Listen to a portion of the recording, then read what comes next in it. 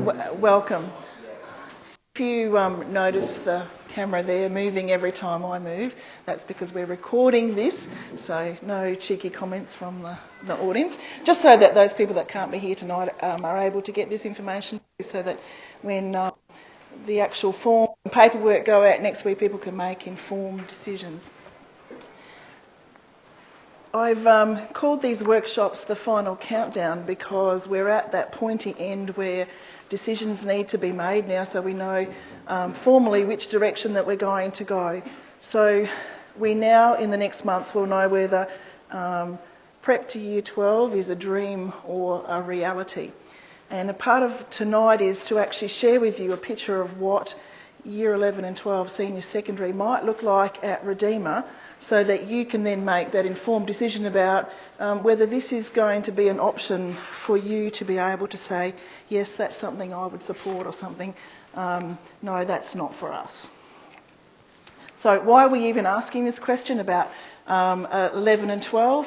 It's really been a push from families in the community, not just at our school, but in the broader community as well, to say that we wanted a secondary option within our community, a second option that gave choice for people that are here. So in 2010, when Year 7 was going to transfer, we were first notified that they were going to go into secondary. We looked at our school options and had a similar sort of forum where we asked parents what they were interested in. And from that forum, it was a fairly clear indication that there was a nice percentage of people that wanted the option to go 7 to 12. We put forward the option of 7 to 10. It wasn't quite as popular as the 7 to 12. That was always the real wish of the people, to go that far. But as a college council, that was just too big a step for us to take at that point in time. In 2010, the Banana Shire Council were also saying, what is it that we can do in our community that can help build our community as well? And one of the things that they put on their community plan for growing their community was they wished that there was a second option for secondary in the community. Had plenty of primary options, but not secondary ones. After we then started to grow into our middle school, there was still that questions from parents, when are you going to go 11, 12, when are you going to go, hurry up, let's do it. So we surveyed again at last year, and these were the results from that survey. Pretty unusual for us to get a response rate of 78%. Normal surveys that go out, usually around 30% response rate. It's not high. So there was a lot of interest in people being able to say what they felt about these questions. And you can see there 76% of the respondents were indicating that they wanted to be able to continue on into middle school. 71% continue on to Year 12. That drop off there was an indication from some parents that they would still take the option of 11, 12 heading off to boarding school, so that their children were prepared for that transition into leaving home. Transition to another secondary school. Of the respondents, and we realised that probably the other percentage that didn't respond would also be in this category here, we were still getting fairly clear indication that it was worthy of looking at the feasibility of Year 11 and 12 here at Redeemer. Now, we've looked at this and asked this question quite deeply over the last 12 months about whether we could actually provide a really quality Year 11, 12 that would be interesting to the community. And the same challenges arise every time, and they are providing facilities. If we were going to go 11 and 12, there's going to have to be more facilities. Curriculum. Can we provide a broad enough curriculum that would provide for the choices that people wanted? That was one of the questions that families had.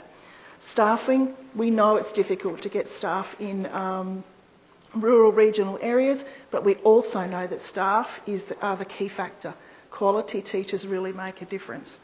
Student enrolment. Ups and downs with our middle school starting here.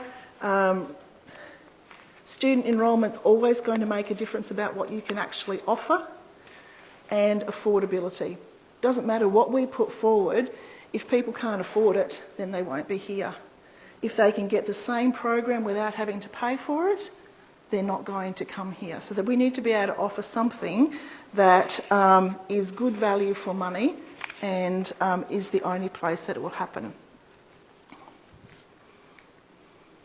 So it has taken the 12 months to go from that survey time to this point in time here, and in the next month the decision will be made by the Council of Lutheran Education Queensland about whether we have permission to move ahead.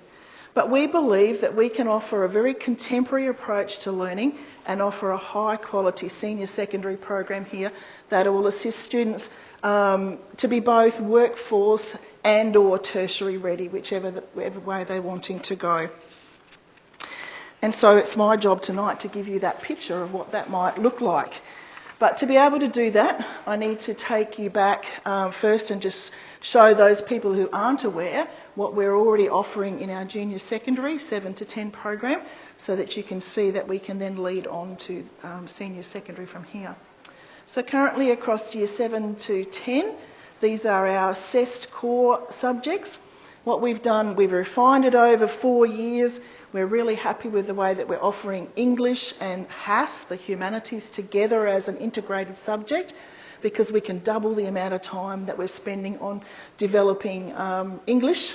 We get a depth of learning there, and also the depth of learning with the research skills and processes, the things that are so essential for the students when they get up into that senior secondary. Our differentiated math program, using math pathways that we're starting early, and as it comes across to year 10 students move into a more traditional approach of mathematics, having the opportunity to look at all of the year 10 curriculum. But we know in the year 11 and 12 curriculum there are 4 different math strands that provide for that differentiation to continue. So if you've got students in year 10 who don't quite cope with that year 10 curriculum, there is the process to go into a different pathway when they get into year 11. Science, HPE, Christian Studies. We are a Christian school and we value the fact that we have the opportunity to share our Christian faith through that program. And then this year we introduced entrepreneur projects within our middle school. So the year 7 to 10s work in multi-age groups on project-based learning tasks. And we're not really so much concentrating on the content or learning from the curriculum in those entrepreneur projects, more about learning these soft skills, the 21st century skills that we know are going to be really valuable and needed as our children go into the workforce in the future. It did change? Yes. Our non-assessed core curriculum, so this part of it here is more about caring for the person, the child that's here. Year 11s have their transition subject. How do I use my computer? How do I manage my time? How do I manage all this assessment? If you've got a grade 7 student at the moment, end of term 1 as they went into assessments, quite a stressful time for the first part. But then there's also this student wellbeing. We know that it's really, really important to look after the student, to develop their social, emotional capacity, because when they're healthy, feeling good, that impacts on their learning as well. And this is the bit that I really want to show you, is that when we get to the experience and elective curriculum, yes, we are a small school, but the offerings that we are able to offer to our students are really broad. And quite often we get compared to the bigger schools and they say, well, but you can't offer as much. But we are actually offering a very broad range of extracurricular activities here. And it's not extracurricular, extra elective subjects. And it's not determined on how many students want to do it. So at the moment we've got 3 students in year 9 doing business studies, 3 students to 1 teacher. It's wonderful and they're doing a great job. I saw your exams and the results, so you'll be very excited tomorrow, just so that you know. Well done. So being small doesn't mean that we can't offer a broad package. We can also, when we're small, personalise curriculum. So for some students we reduce their subject load and add additional support. We differentiate our English right from Year 7, so we have 2 strands, English and Essential English. They're really covering the same work, but in different ways to cater for the learning needs of those students. Differentiated math, and we're also able to start extending at the other end. So we've got some Year 10 students who are now completing Year 11 Maths C via alternate delivery. There's no need to be held back. Quite often people will say, well, what is it? Why should I send my child to Redeemer? What's special about your school? And for me, it comes down to this visibility. The power of being visible, of knowing every student and what their needs are, and then being responsive to that. I know that teenagers don't always like to be visible. They like to blend in. But it's one of those things that it's actually really good for them if we know that they're struggling with something and we can be responsive to that. As a parent, I would want to know that my child mattered and that the school was actually doing what was required for them. That point of difference will continue into our senior secondary program. It won't be all about the ATAR results. It'll be about the student and what their particular pathway is going to be. Not every student wants to go to university. We all have differences. The educational program is not defined by the facilities, but we do need to have facilities to be able to cater for our students. And so we've just sat back and designed a very homey feel precinct for our Year 11 and 12s. It's a place to learn, collaborate and communicate and sort of be home and be relaxed. It will be accessible to the Year 11 and 12 students 24/7 by using a single swipe card at the single entry. And it's a place where it's adult learning spaces, ambiguous learning spaces that can be used in lots of different ways. So this is what the architects envisage it will look like. So if you're looking into this area here, we're proposing to build on top of J block and H block here to make the second story. And this is the single entry here, stairs, lift. The last group that was in here, there was a little lift, sounded good to the little guys, so that it's a very secure precinct. This is looking from that end up there. There's a stop, drop and go that comes down this way. The extra fire escape area there, the second set of stairs. Looking from this road down. And our bird's eye view. This application has gone to the Block Grant Authority at the end of this month when the application is finished on the 31st of March. It will go to the Block Grant Authority along with some other plans that we've got, and this stage here, stage 1, would be what would be started at the end of 2018, so that only a term at the most of next year would impact on the buildings in this area and impact on the rest of the school. Because it's more economical to do the groundwork of this section, section 2, at the same time as you're doing this, the actual, when this roof comes off, the floor, concrete floor would be laid and the roof put on, and that would just be a shell until the second stage would happen. So if you look at it here, we've got stair access, lift access, a complete glassed-in collaborative conference area. It's a little bit like DFO, if you've ever been to a place like DFO. This is all closed in and it's sort of like your outside walkways and your little tables and things outside. This is a tiered seminar area. These all open up with big doors, a big garage roller door that makes this room into 2 spaces. A little worker space in here with printers area. Over in here, space for private meetings with the teacher or the senior coach that would be in here, and then the cafe. And the cafe is not a cafe where someone is actually serving you food, but it's a place that you can go into, like a cafe, make your sandwich, make your coffee, whatever, and work in that space. So you can see it's a very different type of teaching learning space, where there's lots of areas for collaboration and design in there. That pink area just shows the stage 2. The students wouldn't have access to that. I had some issues about that being there and not closed off on the side, and people jumping down a whole floor.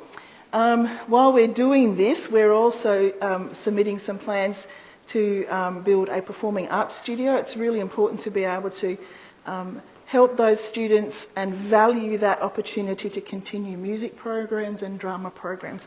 At the moment, the music teacher works out of the chapel in that space, and Kylie will do dance and drama wherever she can go, wherever there is a space. So this is the library at the moment.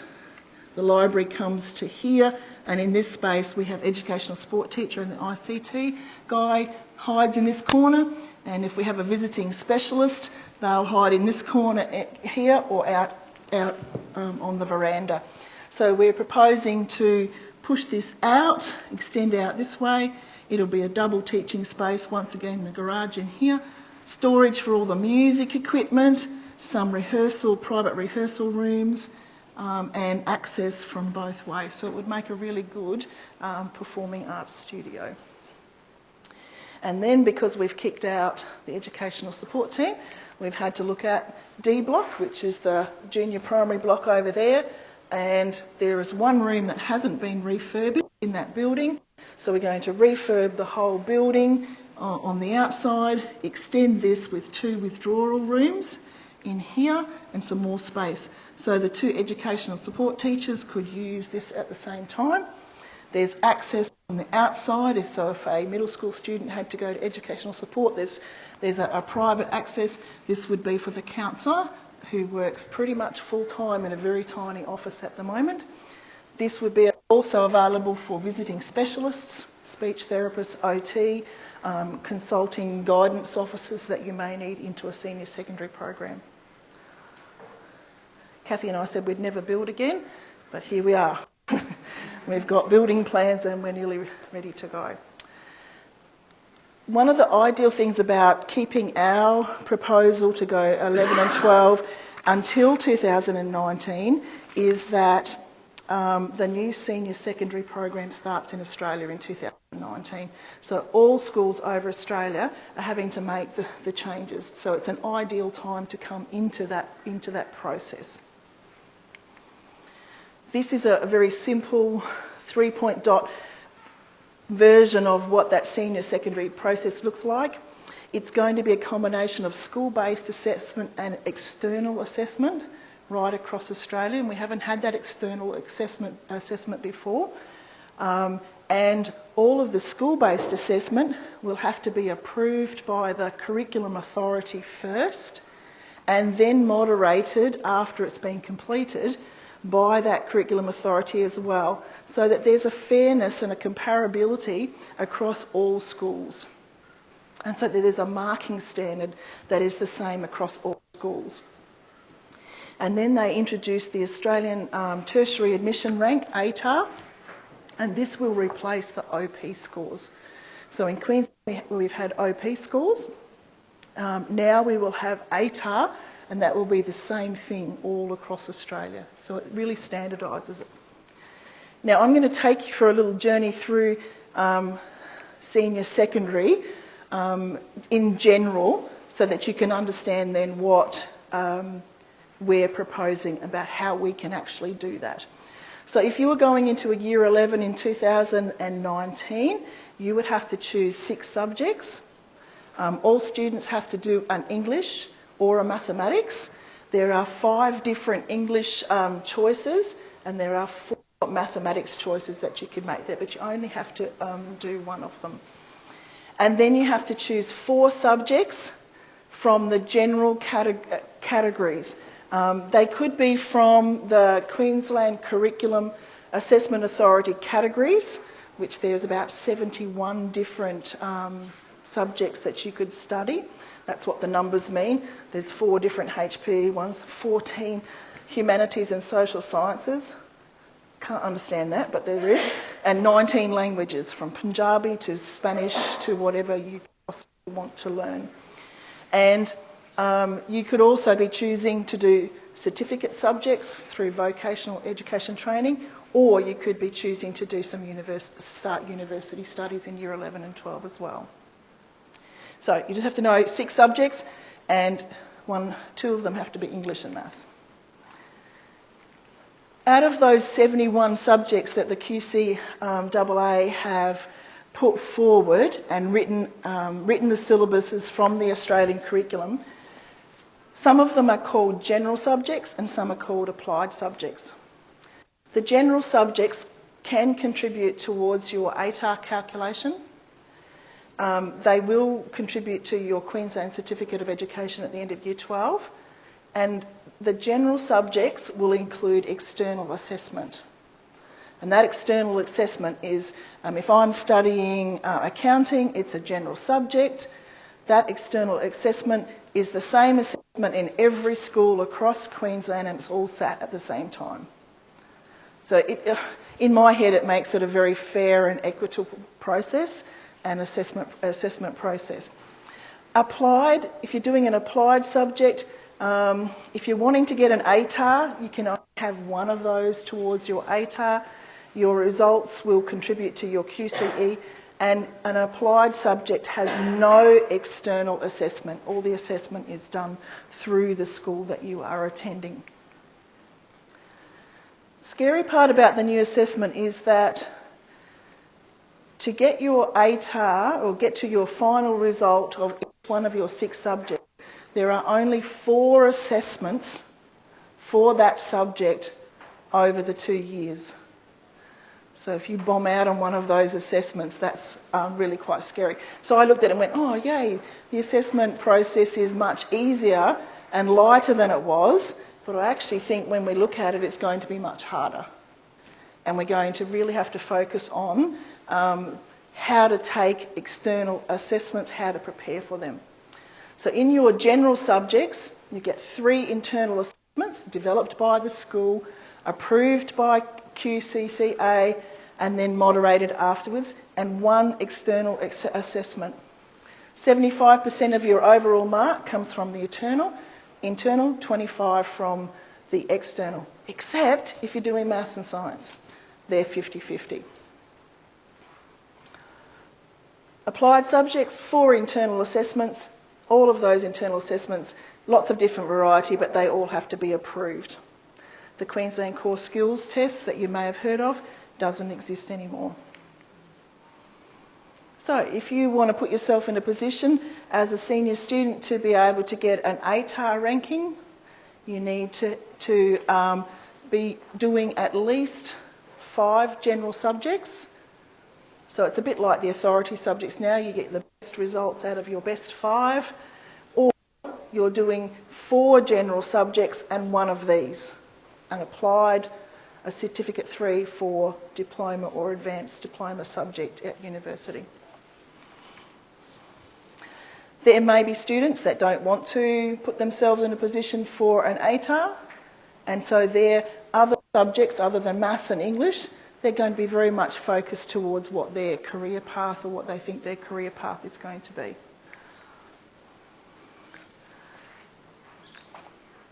So when we look at that, we know that we are able to provide a very broad choice of curriculum through on-site and alternate delivery. And that as a smaller school, the choice of subject won't depend on how many students want to do it, because we have worked away from that all of the time, and it won't depend on what staff we can actually get at the school here. We have an alternative. So what we're proposing is this.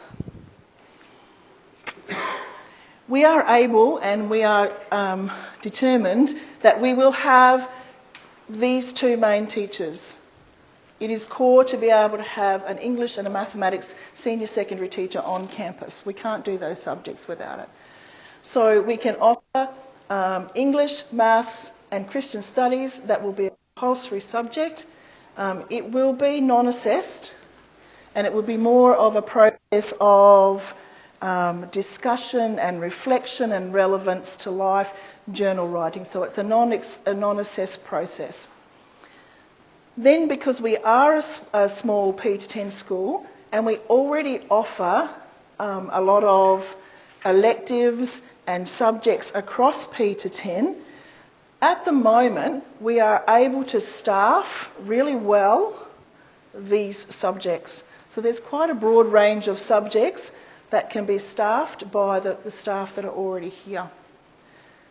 Because in the last couple of years we've looked very carefully at staffing with senior secondary trained teachers who are also willing to teach primary.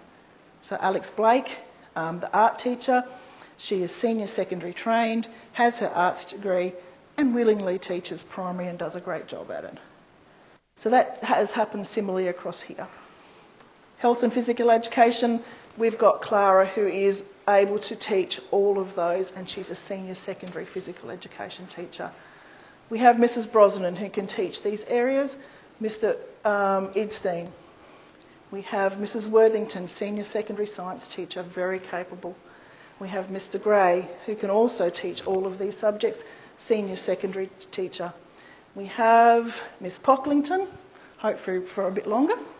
She got engaged, everyone, last weekend. Just so you said.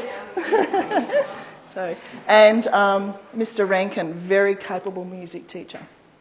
So how then do we give the opportunities for subjects outside of this realm? There is really nothing that we can't offer if we can find the right teacher, an expert teacher, to deliver it by alternate delivery and having a senior secondary coach on the staff. So what do I mean by a senior secondary coach? That's the teacher that would be there who doesn't necessarily need to know the content of the subjects the students are doing, but it's the teacher that knows and understands adolescents and understands how they need to be guided and supported in the learning process. So a little bit like Mrs Wass does now, she's all over the middle school supporting students. This senior secondary coach would be like that.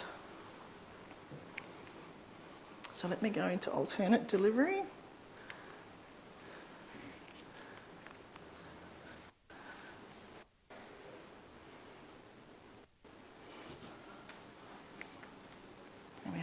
So there are different ways to do alternate delivery, and we're going to focus more on this one down here at the bottom in a minute.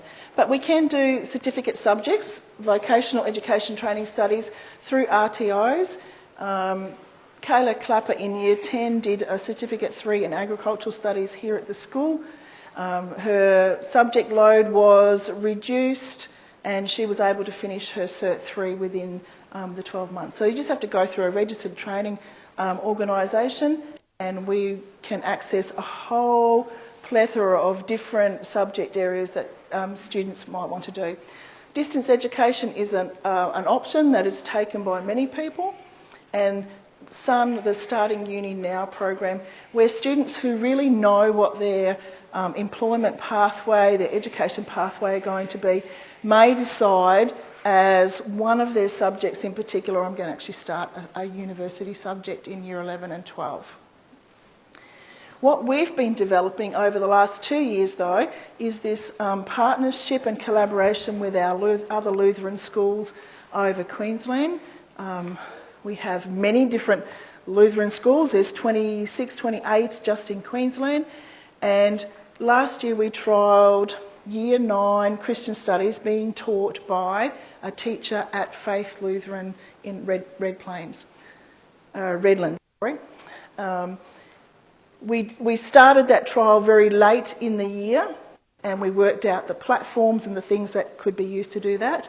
And then this year we've got very firmly into teaching Year 11 Maths C via the same sorts of platforms. So we've got 2 students here who have a teacher at Faith Redlands. I get confused because there's a Plainlands and a Redlands, and I'm going to say the wrong one as I go. So what happens is Mr. Moore, the teacher, the maths teacher at Faith Redlands, very, very experienced maths teacher, he actually teaches his Year 11 and Year 12 Maths C class. They're timetabled at exactly the same time. So he actually does all of his lessons. He videos them, the audio and video, prior to the lesson. The students, when it's time to go to their lesson, they may decide whether they're going to go to Mr. Moore's class or not, or whether they're going to work from the library or from out near the canteen. They go through his lesson, they do the task. If they need him, they go to the class. If they don't, they continue the task and they're finished. If they've got any problems, they actually work on the collaboration space and they ask the other students in the class, have you worked this out? What have you done? Can you think of this? Can you think of that? So at the moment, Lani and Carl are part of that, and they can actually ask questions and be part of a class that's actually down on the coast. So you can imagine if there is a Lutheran school anywhere in Queensland who's got an expert teacher in a particular subject area that a student wants to do, and they have committed to this partnership, and that's what, as a group, we have committed to that partnership. We are able to provide your child with the subject that they want to do right here. They Skype in and they do tutorials with that teacher as well, so it's not always about working through that collaboration space.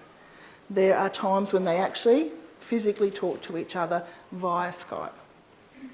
This is not a new way of learning. It's been happening in universities for quite some time. Mr. Diasi, the Year 1 teacher's husband, is currently studying a Bachelor of Business from the University of South Dakota. Now, he doesn't travel back to South Dakota every week. He works in Woolies down here, and he's doing really well. He loves it because his lecturers they video themselves, they do the lectures like that. He gets to watch that lecture many times because he says, sometimes I don't understand what they're talking about. They go too fast. I want to go back and overview that again. Mrs. Woss is doing a similar thing with her masters and has had that process. And I've heard Mrs. Appel talking about one of her girls doing a very similar process at university.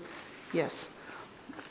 So it's nothing really new, but it's another option to make sure that our students could access just about any subject that they wanted to do. So when I look at staffing, the 4 key teachers that we would need to have on campus: a senior secondary English teacher, a senior secondary mathematics teacher, a senior secondary science teacher, preferably one that can teach all 3 of the major sciences. But we do have Mrs. Worthington, who can teach senior secondary biology. And if we had an expert chemistry or physics teacher teaching by alternate delivery mode, she's more than capable of doing the practical work with them here and supervising that. But very essentially, that senior secondary coach, the person that's there and is asking all of the difficult questions to the students, where are you up to with this? When's your assessment due? How can I help? How can I guide you through this process? We want our students, as they get into senior secondary, to be more and more independent, but we know that they are still young people working through that process, and they're still going to need that senior secondary coach there. You can imagine, though, we're looking at smaller numbers for our first Year 11 and Year 12. They're going to have a really focused, fairly good teacher-student ratio during that time. Want to draw your attention back to the fact that we do have lots of specialist teachers that can teach those subjects here, secondary trained, primary willing. And if I was thinking about what was the right decision for me, if I could access an expert teacher through an alternate delivery mode compared to having a teacher right here that didn't know the content as well or didn't have the pedagogy, I know which one I would be taking. I think accessing expert teachers in those content areas is a real highlight of being able to do something through an alternate delivery mode. Obviously with student enrolment, the greater the student enrolment is, the better it is for social capacity, and it's better for the bottom line on the budget. It may increase what we can actually offer, but while our student enrolment is low, it decreases the student-teacher ratio.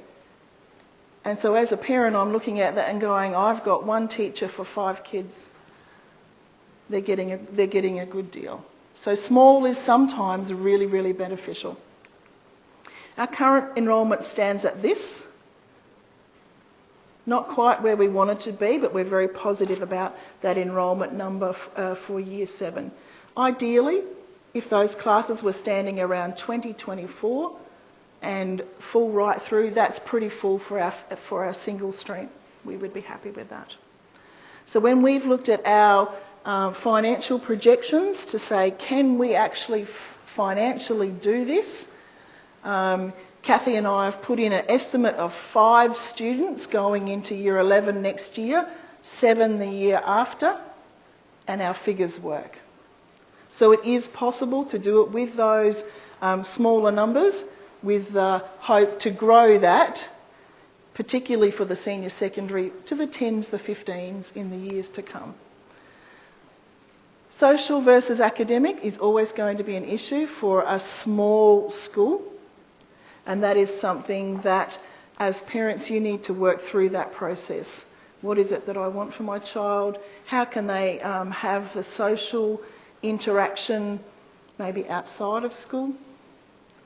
How can they develop the social skills to interact with people that don't necessarily fit into their little niche when they are at school?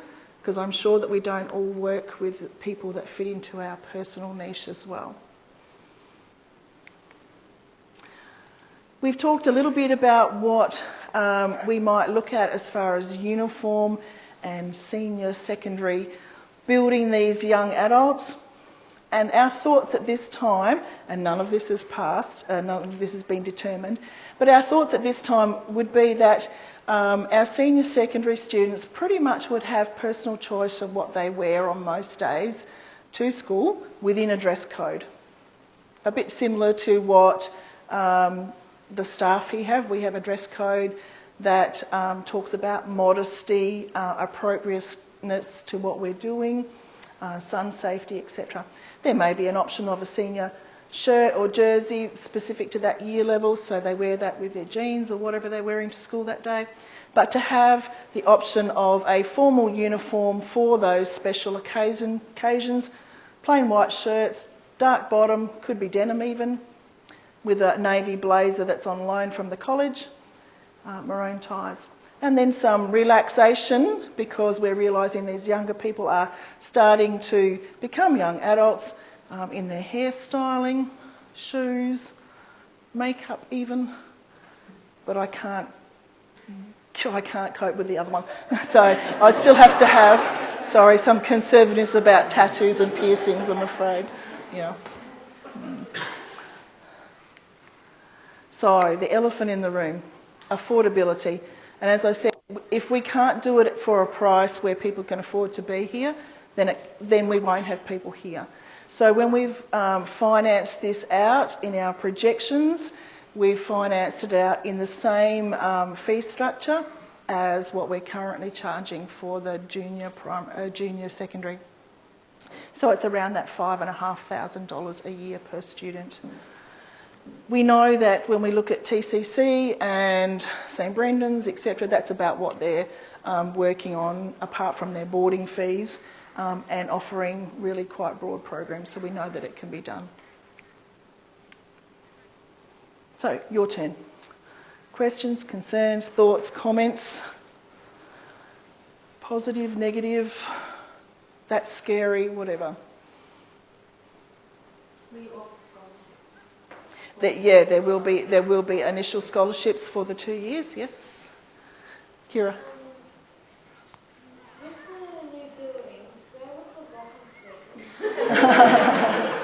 So for year 11 and 12, you wouldn't have lockers. It'd be very much like at your home. You take your bag up there, pop it in a spot somewhere there. It would be safe. Yeah. Will it be accessed by junior 7, 8, 9 and 10? No.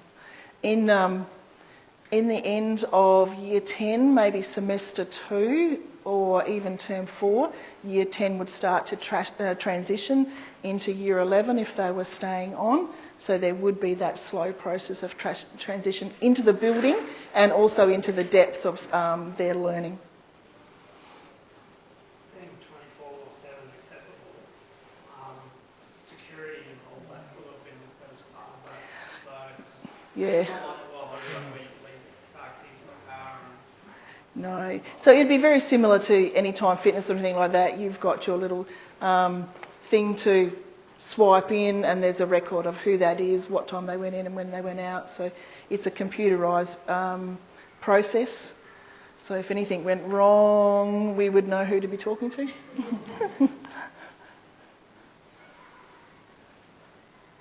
be going to grade 11 and 12 straight up? Or No. would it be 11 one year, 12 one? Yeah, definitely have to be stepped, sorry. It was a good try. Yeah. Oh, yeah. Yeah, it would definitely have to be a stepped process. So year 11 2019 and the first graduating year 12 class 2020. Yeah,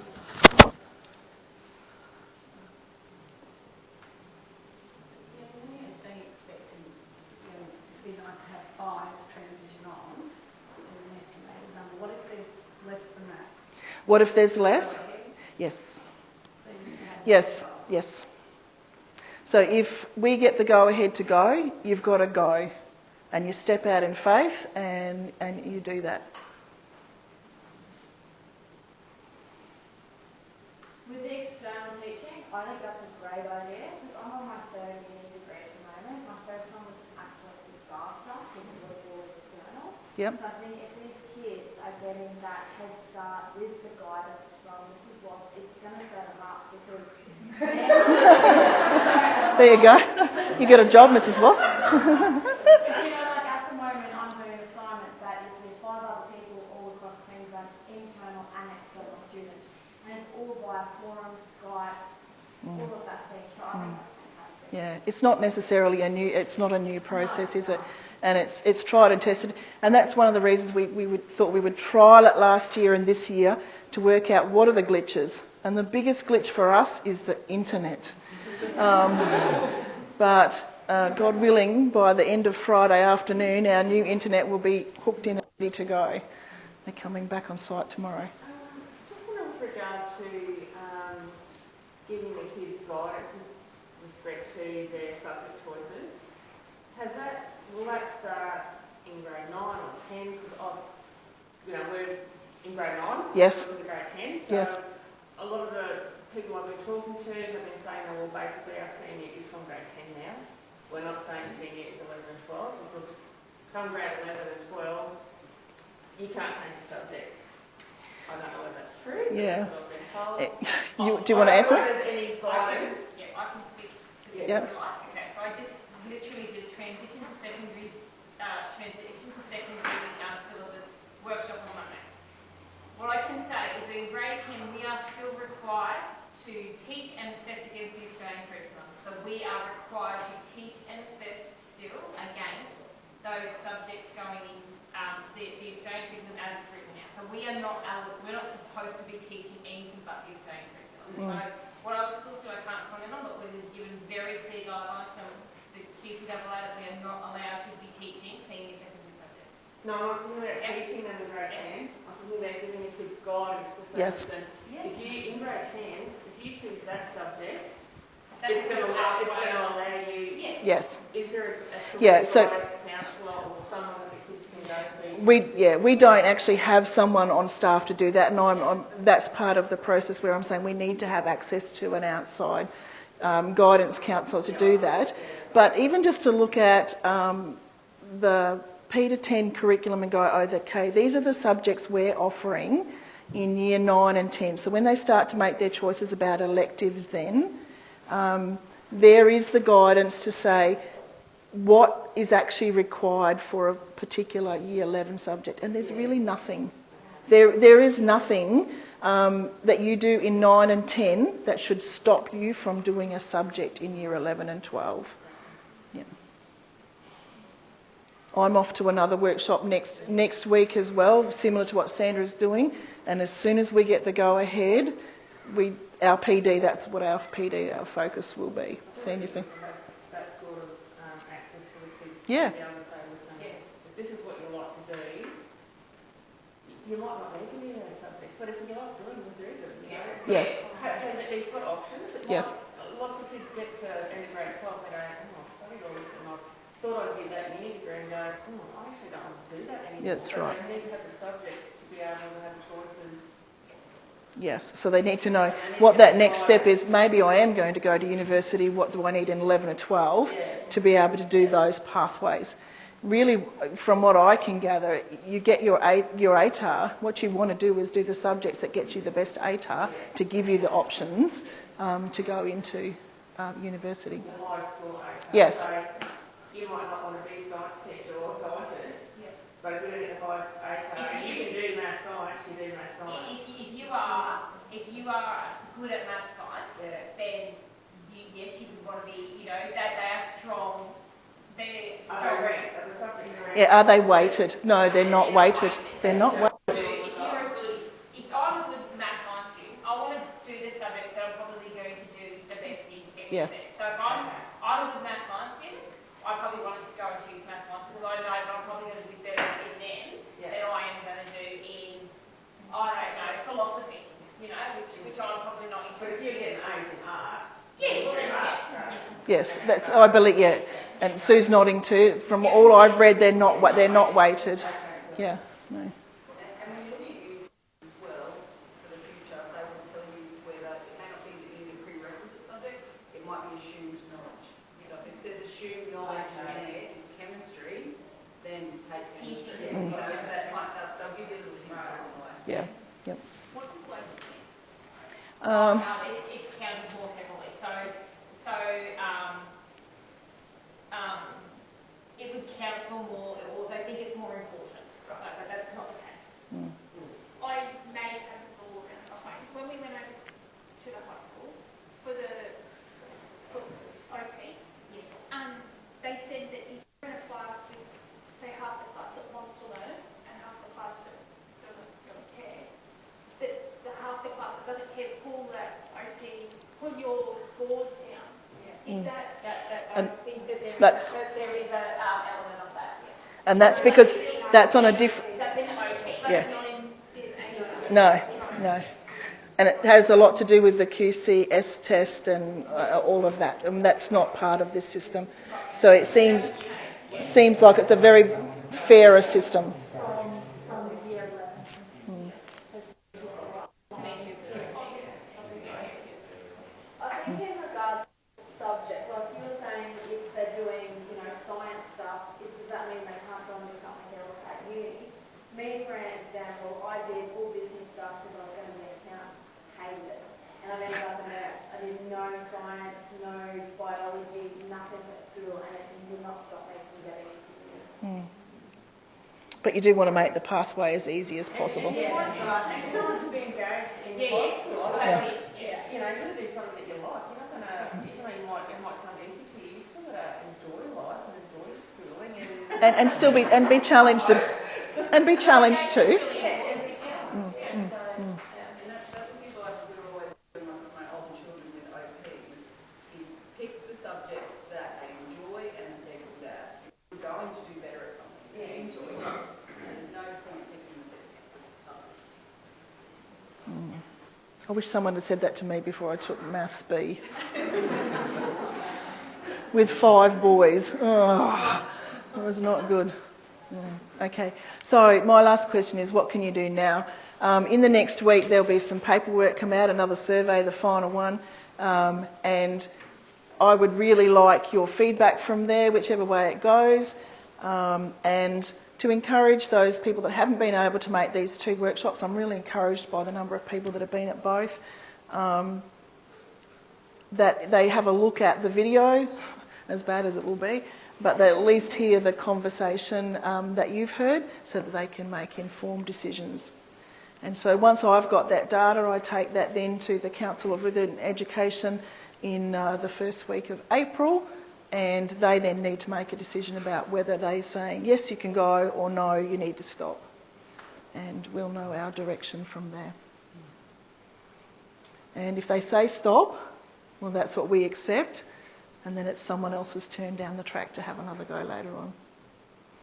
I don't believe they will. I think it's very positive, but we'll wait and see. Thank you for your attendance tonight. If you have other questions you want to ask, please don't hesitate to grab one of us as you go. Thank you.